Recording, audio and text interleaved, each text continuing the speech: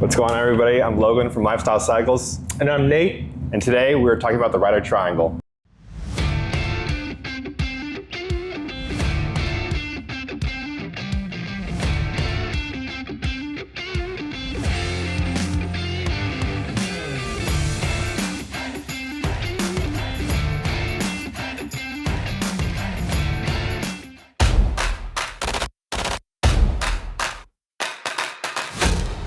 Rider triangle refers to the three parts that you contact the bike. A lot of people kind of want to go big with engine and exhaust and speakers and all that. But as the rider is concerned, your first thing that you should be looking at is your seat, your handlebars, and your foot controls. That is where you're contacting the bike and where you're going to feel more comfortable. A lot of it is personal preference.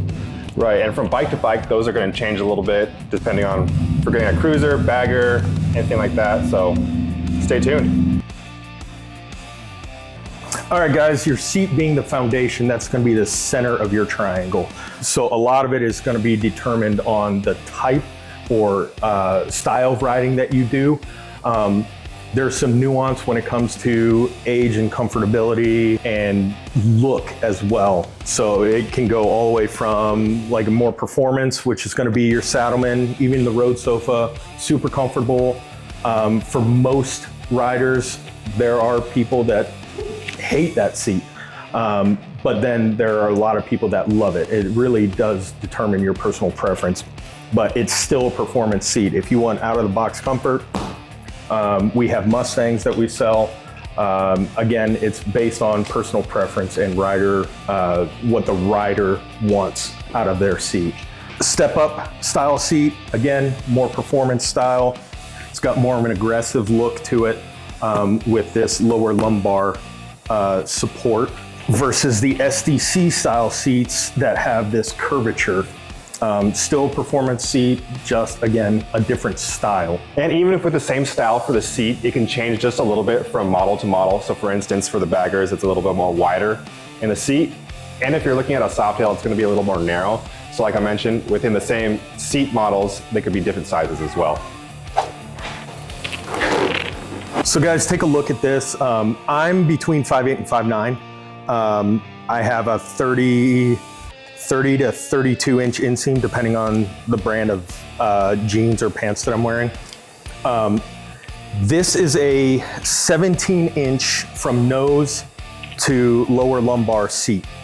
Now that is a little bit more than stock, so you would think it would have more room, but for my shape, I'm sitting a little far forward. If you look at the angle of my leg, even at the brake pedal, I'm a little obtuse, not so much at a 90, but if I'm just riding on the road, my leg is almost at a 90 degree. Now for me, I have a lot of wear and tear on my joints, especially my lower extremities. So after a long ride, probably anywhere in the neighborhood of 400 to 500 miles, my knee starts to lock up.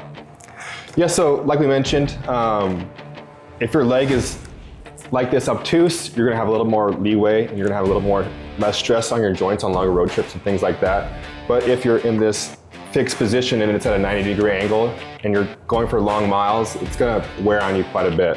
So when you're picking your seat, you kind of want to factor that in. If you're leaning back, you're leaning forward, you're tucked up.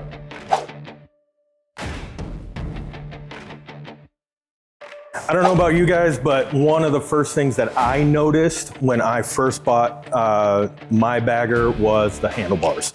Everybody talks about the T-Rex arms when it comes to the stock handlebars.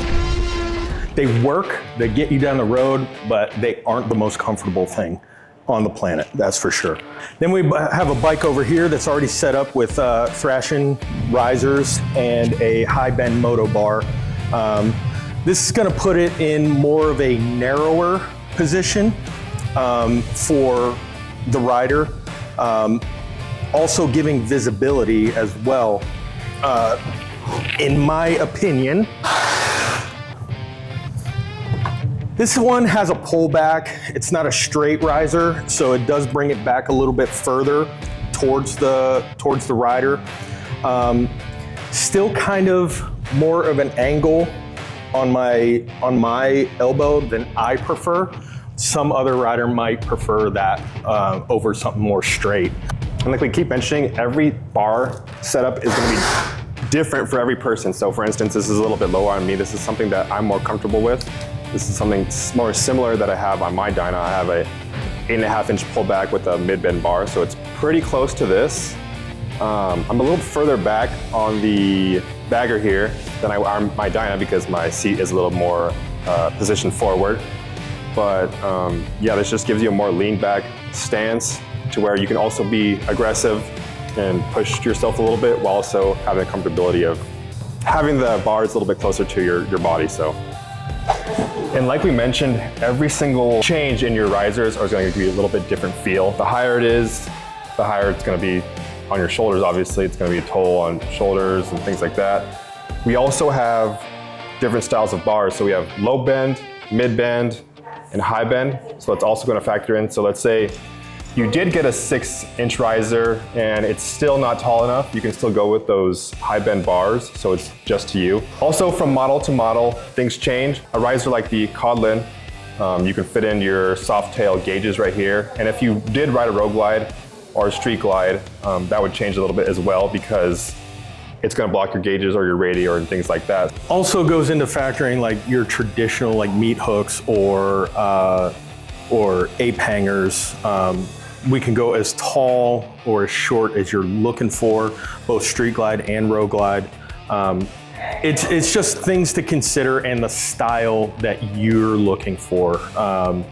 These are very wide bar, gives you a lot of just kind of cruise, sit back and cruise kind of feel to them, but also having the style that a lot of people look for. These bars are from Factory 47, not a difficult bar to install either. Then we have the OG Moto for the bagger guys. OG sells the risers and they also sell the gauge cluster for your road glide or street glide, depending on if you want to move your gauges or not. But most of the time these are going to be for a road glide. I'm the type of individual that likes more options rather than less. The way I'm gonna set up a motorcycle for me is I'm going to give myself the most amount of riding positions that I possibly can without having to change any parts. So it's just something to think about when you're setting yourself up, whether it's adding highway pegs or if you have more of the performance crash bars, are your feet gonna be able to rest on those? I have a tendency, especially on the primary side, I'll throw my heel up on the primary just to kind of give my body a rest and a change of position. A lot of people, especially when you don't have a passenger on, I'll throw my rear passenger peg down and just put my heel on just to kind of give my leg and my knee a rest from one position for really long rides. So after multiple 1,000-mile-in-a-days, just some stuff that I've learned. As we talked about foot controls and at least the position, we want to talk about the actual hardware when it comes to your foot controls. Whether you're riding a bagger, a dyna, or a softail, there are a lot of different options out there for you. More of a stock, kind of smooth look, contrast cuts, or you can go even more to the performance style with the little hooks. I've personally found that my foot likes to stay place with the spiked kind of moto, really kind of an ode to the dirt bikes kind of version of floorboards or foot controls, as opposed to something smooth. My foot likes to slide off, but it really, again, this is more of a personal preference kind of a part. What look you're going for. If you're just looking for function, we absolutely have something for you too. Yeah, so like we mentioned, we have tons of options. So for instance, there's this Arlen-ness floorboard. It's perfect for touring. So when you're on those long road trips, you can change up your foot position so you don't get tired as often.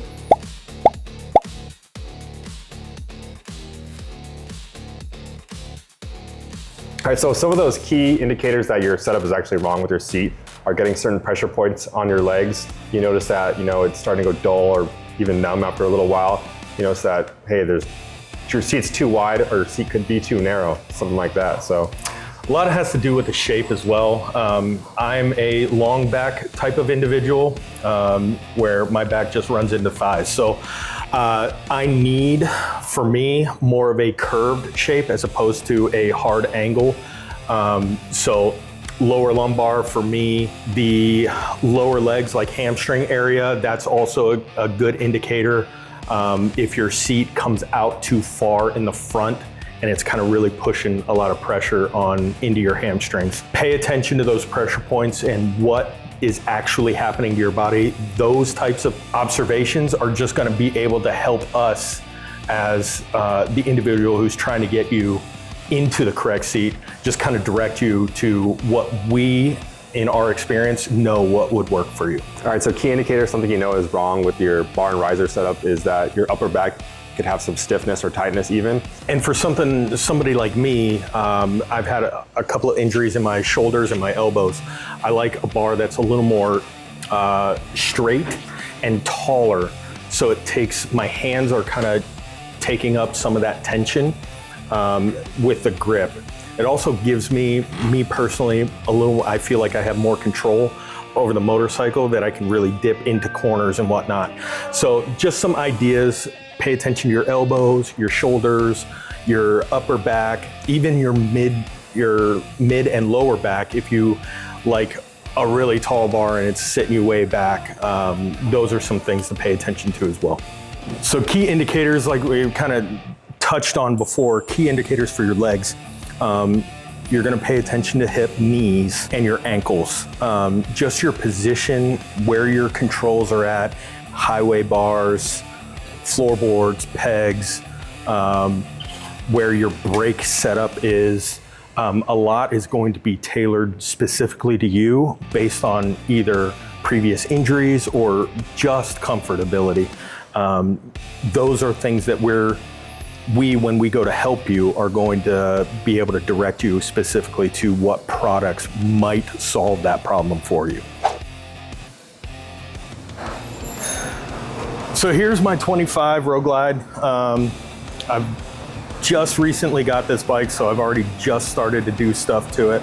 Got the SDC Saddleman seat on here. I don't plan on riding too much with a passenger on this bike. But again, like I said, that rounded edge. This has the added smaller backrest just for a little bit more lumbar support. And then these bars are from Kraus. They're pullbacks with the Slyfox mid-bend bar. This is a total of 16-inch rise. Again, I like my bars kind of straight across, my hands kind of at shoulder or just above, and this is a perfect feel for me. All right, this is me trying Nate's bike. Initially, I didn't think it was going to be very comfortable because obviously his bars are a lot taller than mine, but it is still pretty comfortable. Obviously, the positioning is more comfortable than my Dyna, I would say, but the bars, I think over time, it's a little bit more spread out than mine are. It's a little bit wider, actually. And my arms are a little bit longer, so it's pushing me a little bit farther back than it would him. Over a long road trip, you sometimes wouldn't notice these things immediately out of the box, when you first get things like that, but when you put a couple 100 miles on your bike, you kind of start to notice what you do like and what you don't like. So something like this is just a little bit too tall for me. And this is my 2008 Dyna. It's a little bit more aggressively positioned, especially you can see that with the leg, it's about 90 degrees right there. I have a Saddleman step-up seat, I've had this for about 4 years, so it keeps you locked in, so you're not leaned back at all really. But it does have the bars. I have a 8.5-inch pullback with a mid-bend bar. So I'm still a little bit forward, but I'm not all the way leaned back a little bit, because the higher you go, farther back you'll be just a little bit. So this is just perfect for me, and when I'm on my long rides, it's pretty comfortable. So actually, this brings back a lot of memories to when I owned a Dyna. This honestly is a really comfortable seating position. I personally probably wouldn't change anything on it. just for this style bike, or this model rather. Yeah, like I said, this is kind of nostalgic. This is the first time I've sit on Logan's bike, and it's actually not bad. The only thing for me that I would probably do is either go to an SDC or something with a more curve, as opposed to the step up that has the drastic angle in the back.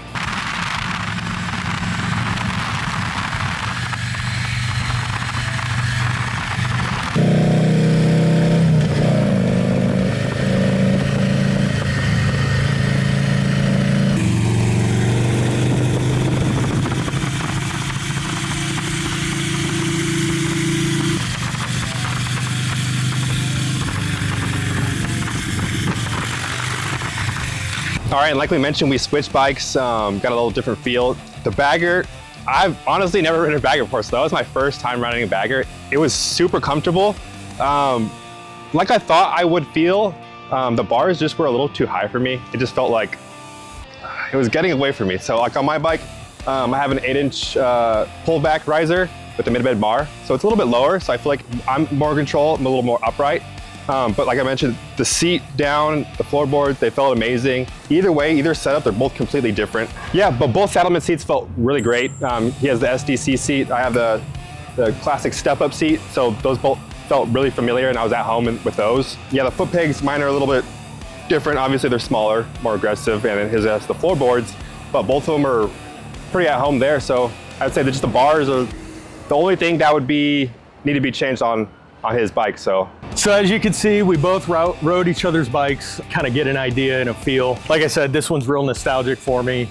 Same feel of like my old Dyna, so now I'm kicking myself because now I want another one. Both, as you can see, like both very different riding positions, very different in the way they feel. His bars are a little lower. I would still probably go higher if it were my bike. It is very kind of nuanced and very specific to you as how you ride, what style you like, the looks, the feel, if you have any injuries, if not, you know, just what is your body telling you as far as your ergonomics is concerned. And that's what we like to do here at Lifestyle Cycles. Well, wait. Don't go anywhere until you like and subscribe to make sure you get notified every time we post our how-to videos, our product reviews, and all of our amazing interviews with your favorite racers and industry icons. I'll see you guys next time.